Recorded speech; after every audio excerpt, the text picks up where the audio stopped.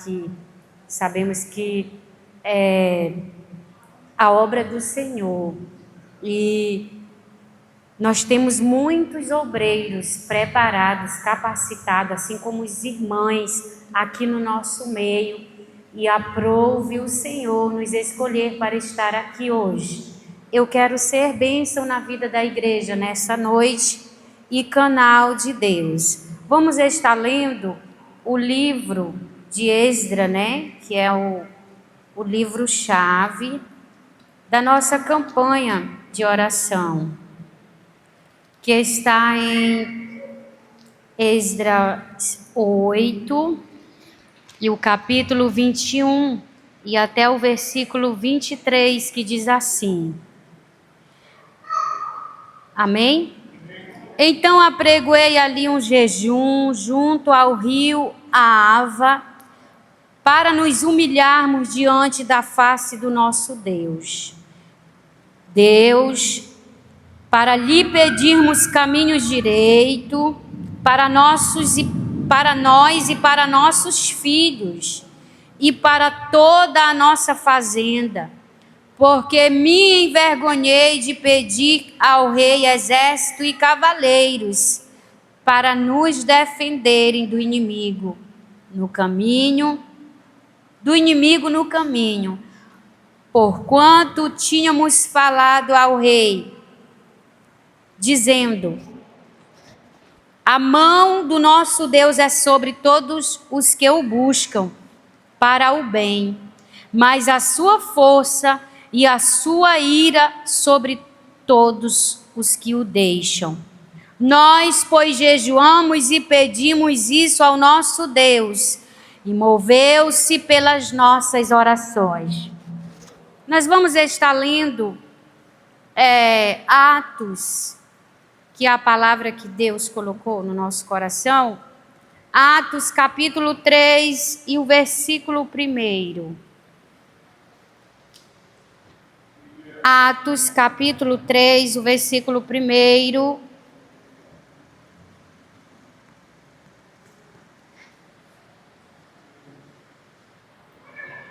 Glória a Deus.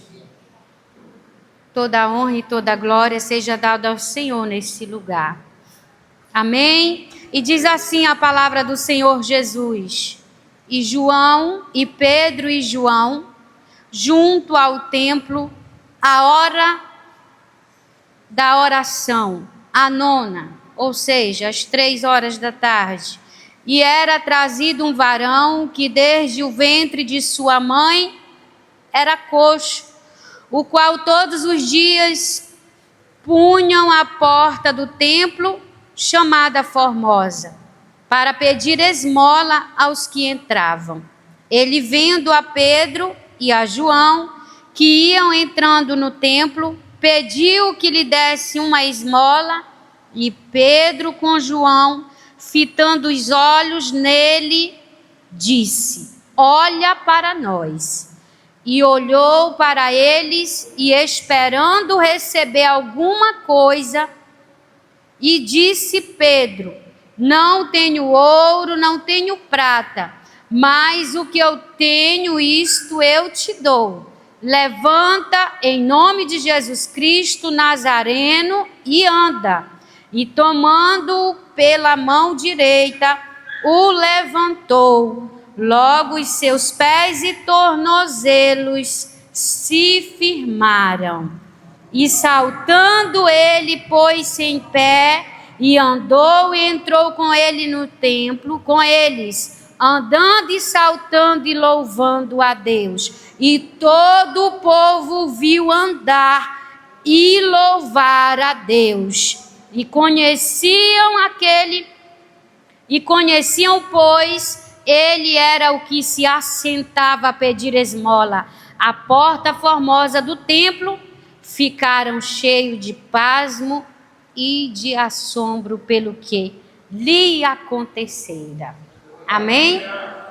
Vamos ficar meditando um pouco na palavra do Senhor Jesus, que Deus tem algo a falar conosco através dessa palavra. Eu orando ao Senhor e pedindo uma direção sobre uma palavra para falar para a menina dos olhos de Deus. E o Senhor disse e falou ao meu coração esta palavra, né? Acerca, contando aqui a história de um homem. Quem era esse homem? A epígrafe fala sobre a cura de um coxo e logo em seguida o discurso de Pedro no templo. Quando nós olhamos para a palavra do Senhor, nós vamos ver dois homens, dois discípulos, a quem o Espírito Santo encheu no capítulo 2 de Atos, encheu do seu poder, encheu da sua unção, encheu da sua autoridade. A Bíblia diz, nós já conhecemos essa história, que fala lá em Atos 2, que estavam reunidos unanimemente no mesmo lugar, glória a Deus, e ali, aqui a Bíblia narra a história de homens que estavam reunidos à espera de uma promessa. Promessa essa de ser cheios do Espírito de Deus. Glória a Deus. Aleluia. E aqui no capítulo 3, nós vemos os frutos e os prodígios dos homens que foram cheios da unção de Deus e do poder de Deus. Nós olhando aqui para essa palavra, o capítulo 1 diz que Pedro e João subiram junto ao templo, na hora 9, seria 3 horas da tarde, aonde eles se reuniam na cultura judaica para orar ao Senhor, para falar com o Senhor, para adorar ao Senhor. E a Bíblia também conta a história de um homem que foi levado, como todos os dias, à porta do templo para pedir esmola, porque este homem nasceu com uma deficiência física. E os historiadores falando e a gente analisando sobre a cultura judaica, nós vamos ver que a pessoa que nascia com uma deficiência, de alguma forma ela era banida da sociedade. Ela não teria a liberdade que eu e você muitas das vezes temos. Na época, ali,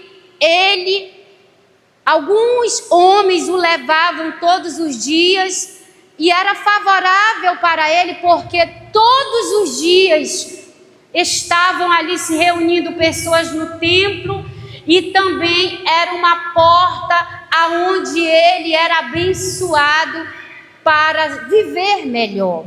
E eu olhando para essa palavra, né, o Senhor, ele falou fortemente ao meu coração e disse: Jesus, é esta palavra que o Senhor quer falar com a igreja.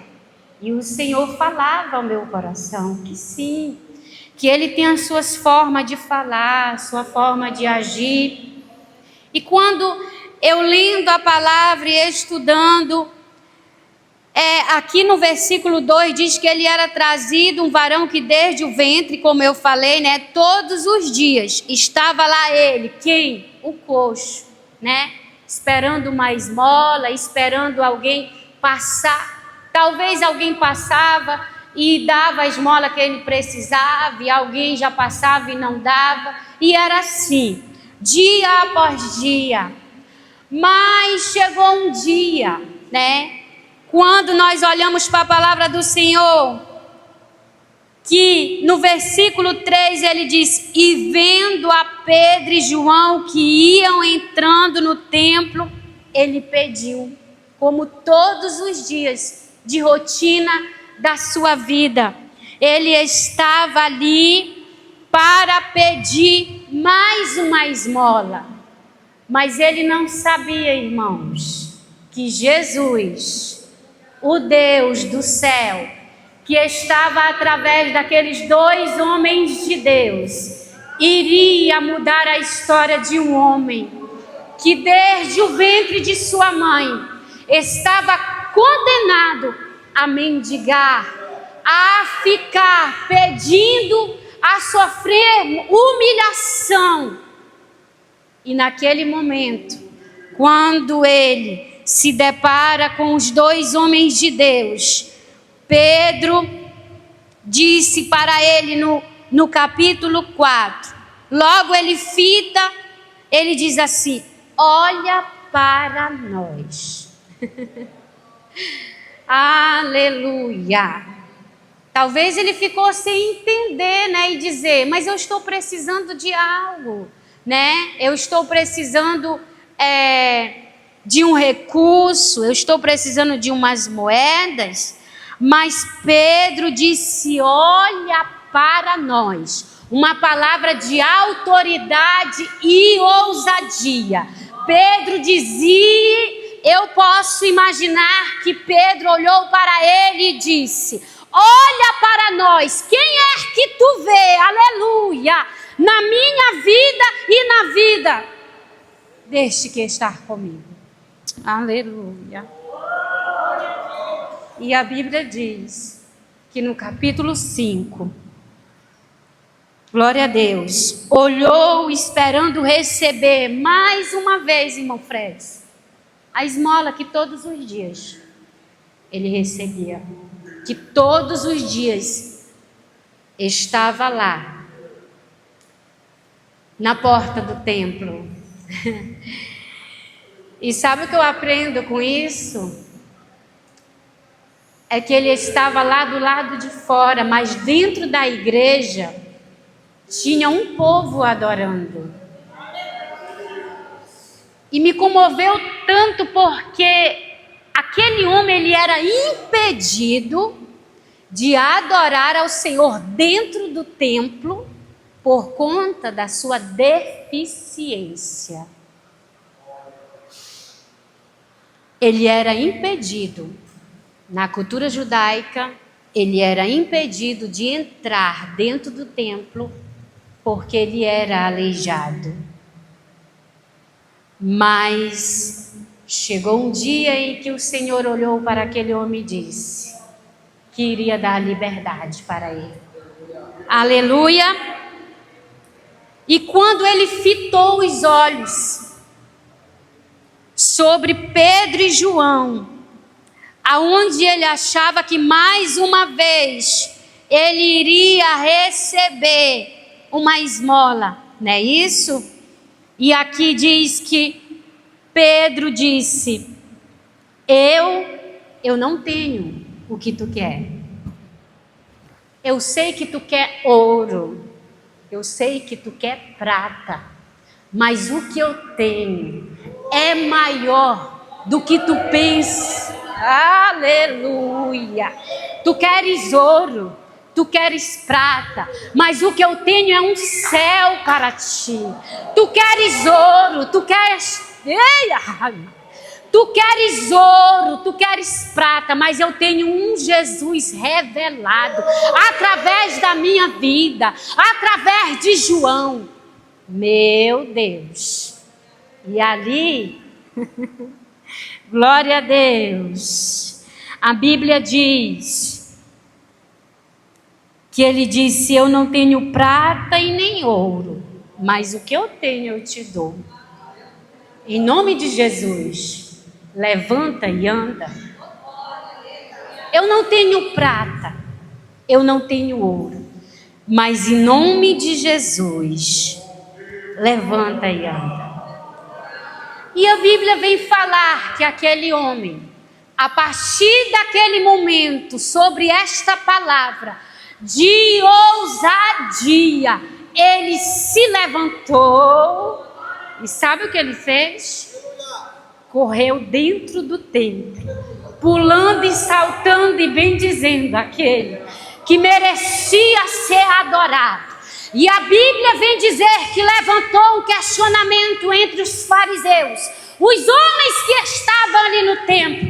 E alguém o reconheceu e disse: mas este não era o coxo que estava lá na porta do templo pedindo, mendigando, e agora está aqui pulando e saltando e bendizendo?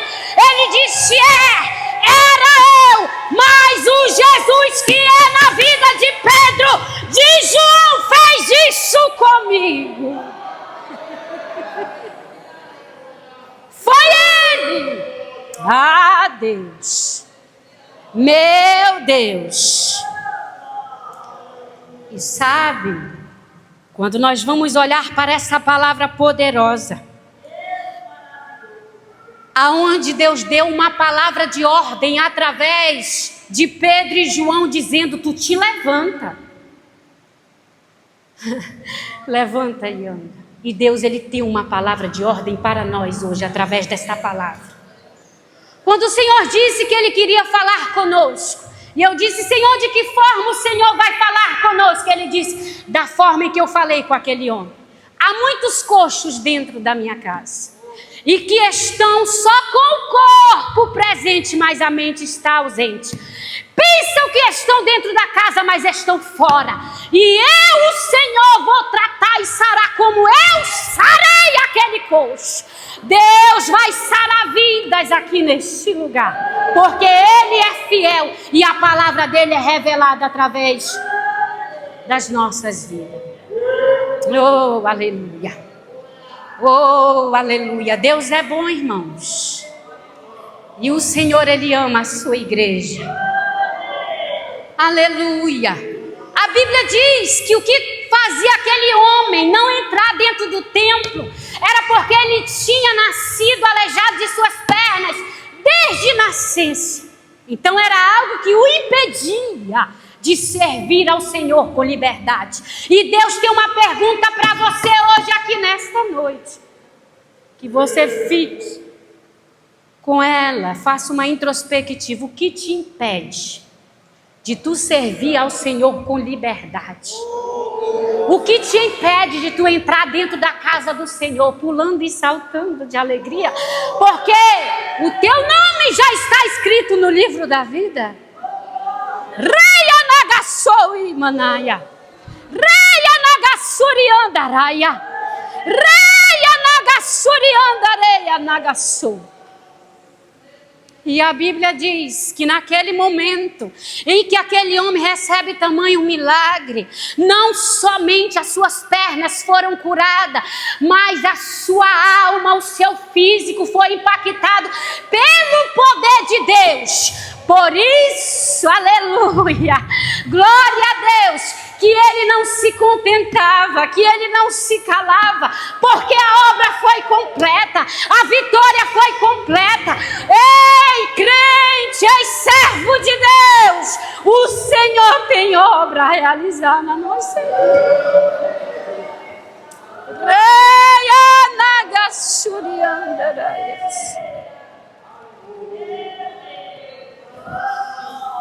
E quando eu olho para a palavra do Senhor, quando nós olhamos para a palavra do Senhor, nós vamos ver que aquele milagre causou uma revolução. Causou uma revolução, e nós vamos acompanhar aqui. Aleluia!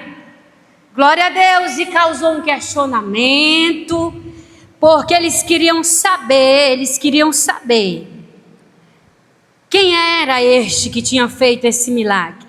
E aqui no versículo 11, diz assim: e pegando-se ele a Pedro e João, todo o povo correu atônito para junto dele, no alpendre chamado de Salomão. E quando Pedro viu isto, disse ao povo: varões israelitas, por que vocês estão maravilhados disso? Ou por que olhais tanto para nós, como se por nós, pela nossa própria virtude ou santidade, fizéssemos andar este homem? E o que nós vemos com esta palavra é que em nenhum momento eles quiseram glória para si. Em nenhum momento eles disseram: foi nós mesmo que fizemos esse milagre. Eles queriam deixar claro que foi Jesus, o Nazareno. No versículo 13 do capítulo 3 de Atos, o versículo 13 vem estar dizendo que o mesmo Deus que operou lá, olha, quando ele fala aqui, o Deus de Abraão, de Isaac e de Jacó, o Deus dos nossos pais, glorificou a seu Filho Jesus, a quem vós elegeste e em perante a face de Pilatos, negaste, tendo ele determinado que foste solto. O que ele quis dizer? Sabe quem curou este homem? Foi aquele Jesus que vocês crucificaram. Sabe quem curou este homem? É o Deus do passado, o Deus que era com Abraão, com Isaac e Jacó, o Deus que era com os nossos pais na fé.